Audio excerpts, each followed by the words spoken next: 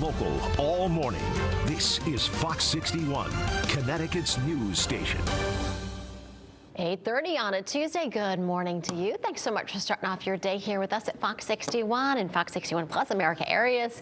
We have a lot going on. We're going to get to all of it for you. First, though, we are taking a live look outside. Let's check out the view. A lot of sunshine out there, although the temperature's kind of low this morning. We're checking in with Ryan Breton. A little chilly out there for sure. Yeah, Erica, nice to be with you this morning. And at least we have the sunshine. But as you mentioned, it is a cold start. We have a few places that dropped into the single numbers this morning. But right now at 8:30, we're up to 19 in Hartford, 17 in Glastonbury, 17 in Bristol, still at 16 degrees right now in New Hartford. Down to the south we go.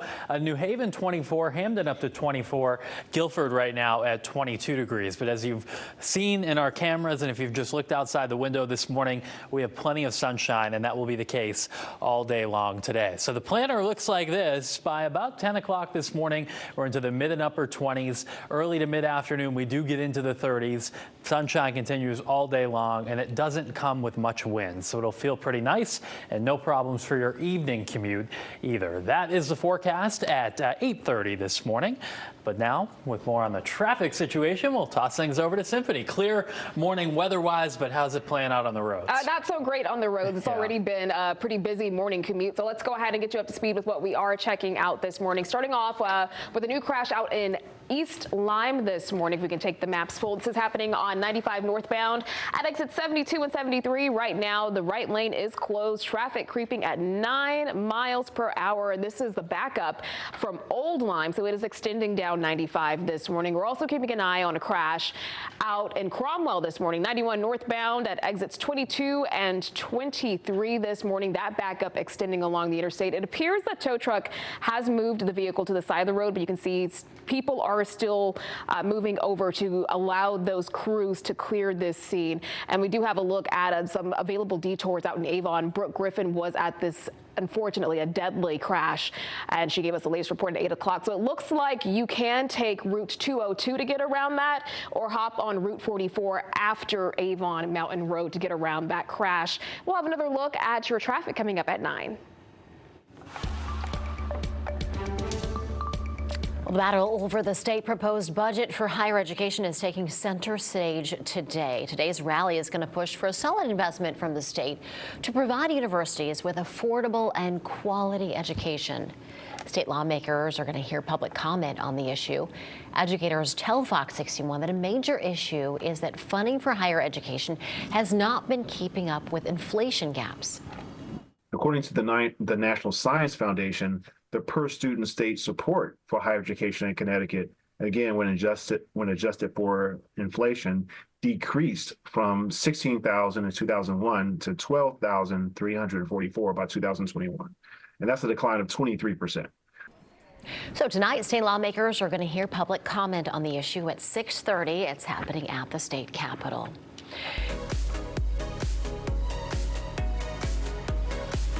And in news from around New England, in Massachusetts, the Brockton School Committee wants the National Guard to come to their high school over safety concerns. High school faculty are reporting on an increase in drug use, along with more verbal and physical altercations. School committee members believe the Guard will help students and teachers feel more safe. The police chief is expected to talk more about the problem when students return to class next Monday. And today marks 21 years since the Station nightclub fire in West Warwick, Rhode Island. Back in 2003, 100 people were killed and more than 200 were injured in the fire, which started when pyrotechnics ignited the flammable acoustic foam in that building. Yesterday in West Warwick, there was a mass to remember those lost during the fire, and that includes 8 people from here in Connecticut.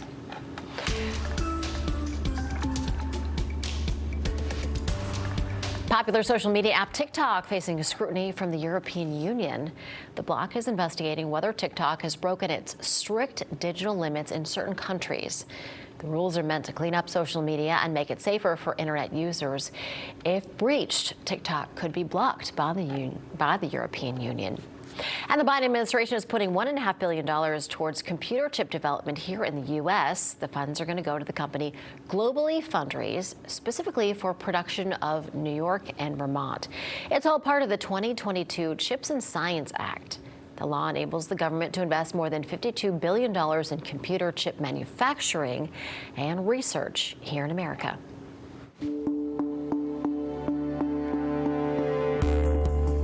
February is nationally recognized as American Heart Month. Of course, it's time to raise awareness about heart health and heart disease, given that it's the #1 killer of both men and women in the U.S. But this morning, we specifically want to highlight men's heart health because being a man, I feel like I'm not being too untoward and saying sometimes we are not doing as good of a job as we can be about maintaining our health, especially our heart health. Joining me right now in Studio 61, I'm happy to have Dr. Hasib Kazi with Trinity Health of New England to talk more about what we can do to protect ourselves. Doctor, thank you so much for taking the time to join me. Thank you so much for having me. Good morning. Yes.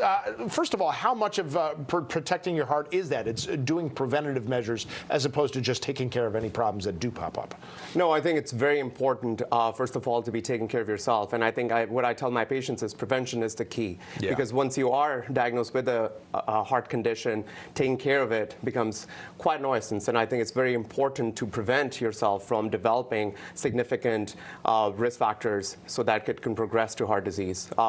What is more important is, say, staying healthy, staying fit, and staying more active.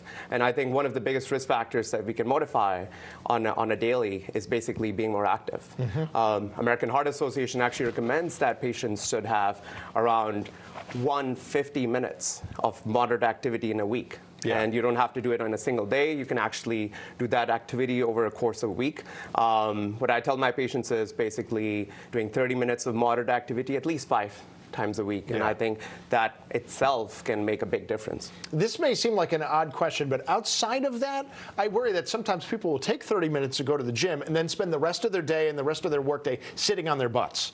And that might counteract 30 minutes of exercise. How much is just generally getting up and being active, even on a light sense, doing housework? How much does that help? Not just that, even gardening, I think, is that. And if you have stairs in the house, you can go up and down the flight of stairs. And I think that itself is a key. Just sitting on a couch, I think, is something that negates most of the activity you do in a day, especially when you're watching sports. But that's why you have those commercials. Stand up and get moving. Right. You can use a Stairmaster at the gym. Watch the sports there too. What about risk factors? How many risk factors are there in terms of genetics? So the one thing that actually offsets genetics is lifestyle. Mm-hmm. And the things to watch out when you're talking about significant risk factors, especially when it pertains to men's health, is your weight. I think that is a big risk factor. Sure. You're watching your cholesterol. Most of my patients don't know their cholesterol numbers at baseline. And then watching your blood pressure. I think that is a very important key. I see so many patients that come in and they're on multiple medications, and the only time they actually check their blood pressure is when they go to a doctor's office. And I think if we change that, and then we try to check blood pressure at least once or twice a week when you're calm, comfortable, you're checking your blood pressure, just to keep an eye on that number. Yeah, my understanding is it's not always the easiest thing to check in a doctor's office because just being there could raise your blood pressure a little bit just because of nervousness, things like that, like white coat hypertension, I think, right? Yeah, just sitting in the waiting room, seeing a lot of sick patients. Some patients are like running late to the clinic, just rushing up to it. So what I tell my patients is you should check your blood pressure when you're sitting in a controlled, calm environment at your house and keep a log of it. I think the most important thing is just writing down that number, because when you come to your doctor's office, having a log of your blood pressure numbers can actually help your doctor adjust your medications. Now, we've talked about prevention, we've talked about risk factors. What about signs and symptoms of a heart attack? I do worry that's something that people see on TV. They think it's always pain in the left arm, always this crushing chest pain. And I'm not saying it's not, but I feel like, especially amongst men and women, the symptoms are more varied and different from men to women. I think one important thing is when you're having chest pain, it shouldn't just be just crushing chest pain in your chest. It could radiate to your jaw. Mm-hmm. It could radiate down your arm. But just sudden onset of just feeling short of breath and not having enough breathing, and you're having trouble breathing. And then a lot of times, especially you can have vague symptoms of just feeling fatigued and tired. You can have symptoms of heart disease where people were able to do a certain amount of activity, but now they just feel more tired and are not able to do the same level of activity. So it's like, I think, shortness of breath, chest discomfort, feeling fatigued. Those are, I think, a constellation of symptoms that can actually signify underlying heart disease. Yeah, and the good word is constellation. Start to look at them as a whole, and if you just get that sense something's off, go see a doctor. I mean, it could be a number of things. It could be even long COVID at this point, so that's why you need an expert like Dr. Kazi to be able to tell you what exactly is going on. And once again, getting back to what we said before, prevention. Healthy lifestyle, that is really the key. It's going to save you a lot of time and effort. I think for men's health, I think it's also, we see so many patients that actually put off their symptoms. Yeah. So if you do develop some of those symptoms, the key is to actually seek care and go see a doctor for evaluation. Please do. Doctor, thank you so much for taking the time. Thanks so much for having me. We do appreciate it. It's something we could all stand to do a little bit better, Erica. I got to be honest. Absolutely. But Tim, thanks so much. Thank you. And thanks to the doctor as well. All right, we hope you stick with us. We have a lot more ahead. Got some fun stuff, too. It is day 2 of the FOX61 Winter Bucket List. Grab your flippers. We're having a whale of a time at the Maritime Aquarium. That's coming up for you in less than 15 minutes. All geared up in New Haven. They are energized by their newest employee, and we will introduce you to Sparky ahead on the Fox 61 News.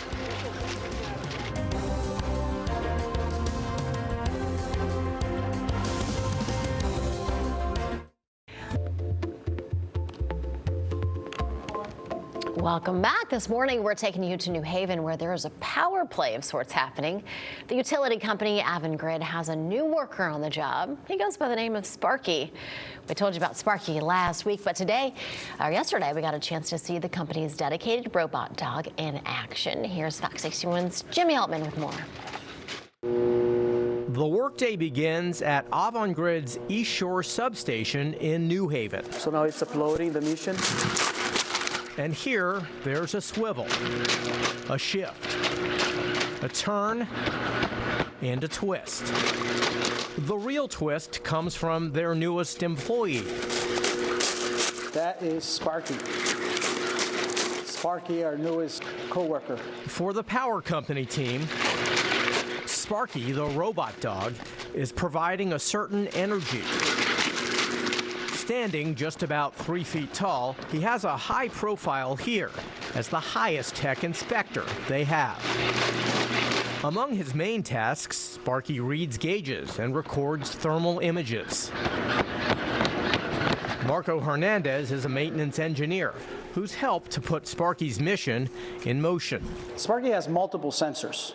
One of them is thermal. It also has a PTZ camera, visual camera. Through its programming, it's able to perform tasks and perform inspections. This pilot program has teamed AVANGRID with the company's Levitas and Boston Dynamics.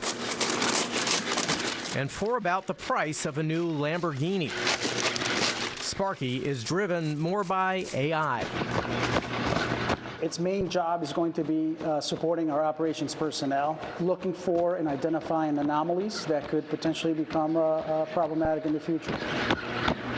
When you began 20 years ago, do you think you'd be doing something like this? Not at all. Not at all. We've come a long way, but I never thought that one day we would actually have a robot in our toolbox. It's amazing. With bionics and animatronics, sensors and servos, Sparky has been on the job since December and continues to step up to the challenges ahead. It is a nice dog. Technology is very promising, so we are very happy to work with them. None of this stuff exists. We're creating it, and that, to me, being part of that is very exciting. In New Haven, Jim Altman, Fox 61, Connecticut's news station. That is so cool. That is very cool. Right? Now, wait till they find the robot that can like repair the power lines after a storm or something like that. I'm waiting for the one that will clean my kitchen. Right? I'm with you there too. Yeah. Weather-wise, we've got a really good stretch actually, Erica. Yeah. This morning, definitely the coldest morning for at least the next week. But at least we got some sunshine. Right, definitely. We're going to have that sun helps. all day long. Take a look at the numbers, though. It was pretty cold this morning. Got down to 7 degrees in Summers, Willington at 8, or I should say 9. Winstead at 8 this morning. And then as you got into the cities, not quite as cold. Waterbury dropped down to 10, Hartford with a low of 15. And even on the shoreline in New Haven, we did dip below 20, the low early this morning at 19. Right now, plenty of sunshine out there. Beautiful looking day, and we will have full sunshine like this all day long. So take advantage of it. There isn't much wind. Yes, it's cold, but as long as you dress warmly, you can enjoy the sun and hopefully get some sledding or skiing in if you have the day off, or just go for a walk. Right now it's 19 in Hartford, 24 in New Haven. The temperatures will be on the way up over these next several hours. 16 in Willimantic. We're at 24 in Norwich and Groton, and 27 right now in Chester. So full sunshine with a light wind today. It's going to be turning milder for the middle of the week tomorrow and Thursday. That means when our next system comes in Thursday night into Friday, we're looking at mostly rain. Maybe a bit of wet snow, but not expecting much. High pressure in place today, and that means plenty of sunshine and that light wind only coming in around 5, maybe up to 10 miles per hour. Temperatures today get up to 39 in Hartford, 38 in Meriden, 37 in Waterbury and Chester. For tomorrow, it's a little bit warmer because we start to get more of a southeasterly wind. Not very strong, but enough to warm the temperatures up by a few degrees. We'll get to 41 in Meriden and Willimantic, 39 in New Haven coming up tomorrow. So we'll play this through hour by hour. All day today, we just have clear skies. This is the map at 6 o'clock tonight.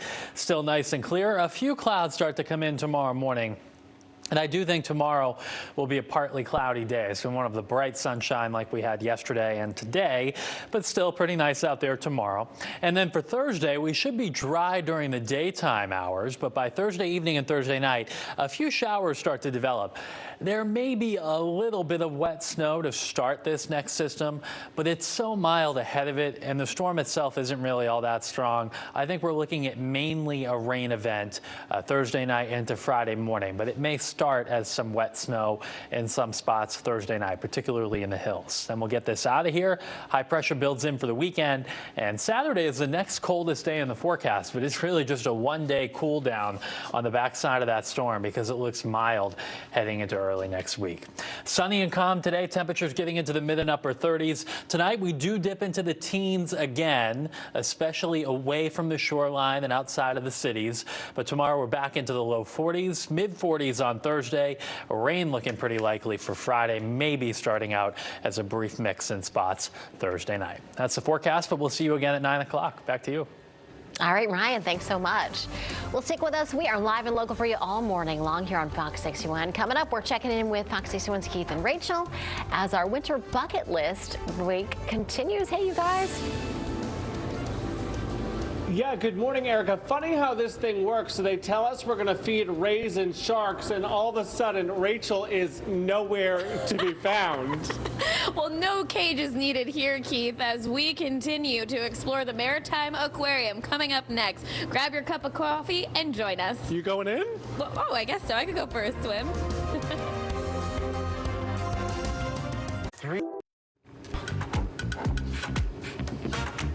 All right, it's time to start the Fox 61 Winter Bucket List. We're continuing it this morning as we're heading to the southwest corner of our state. Yeah, this morning, Fox 61's Keith McGilvery and Rachel Piscatelli are at the Maritime Aquarium in Norwalk. What do you have in store for us this hour, guys? Hey, good morning. Keith got something up his sleeve, or rather in his hand right now. We're at the touch tank here at the Maritime Aquarium right now. I'm going to let you do whatever you need to do. Yeah, so this place is a fan favorite. We have all kinds of creatures here. Brendan is going to walk me through this as I take on a feeding. Brendan, there is something about interactivity when kids are getting up close and personal with these animals. What do you hope they take away from this experience as I step up and try to feed these bad boys some sand eels for breakfast? I hope whenever anyone comes to the aquarium and is able to interact with our rays that, you know, they understand how these animals interact in the wild and, you know, just how these animals live and, you know, really appreciate what's so special about them. And you have such a unique job as well. Not many people can say they interact with, oops, something's happening. Something's happening over there. I guess we'll get to that question in just a moment. Walk us through exactly what's happening with Keith right right now. So he is feeding our cow-nosed rays sand eels, which people that attend the aquarium can come and do. We recommend you come early because quantity is limited, but yet you are able to, get some food and you hold it into your hand. And cow-nosed rays have their mouth on the bottom of their body, so you put your hand in the tank, they'll swim up over your hand, and you let that food go, and they suck it right out of your hand like a vacuum cleaner. They're super jazzed about it too. Keith, okay, what's the sensation right now? What is it is squishy, it is slimy, and it is a whole lot of fun. Talk about where these animals live in our natural habitat and what we can learn from them. Sure. The cow-nosed rays are found all throughout the Long Island Sound. Even in the summer months, you can find them at local beaches around here as well. And they're usually in the pelagic waters of Long Island Sound, so they'll come up to shallows and then they can go into deeper water as well.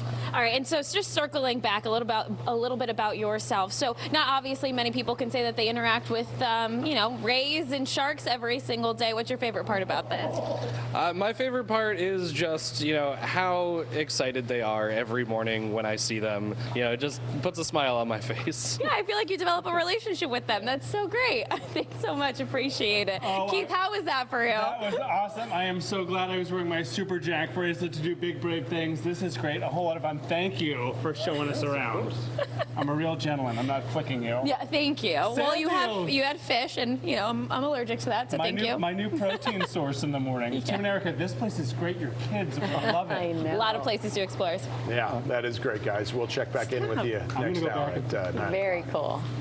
And speaking of, a lot more to come at the News at 9. Yeah, lawmakers are set to tackle housing issues all across our state. So we're going to look at just some of the changes that are under consideration. Also, we're going inside the home where a shooter killed 3 first responders in Minnesota. We're going to have new details on what happened that tragic day.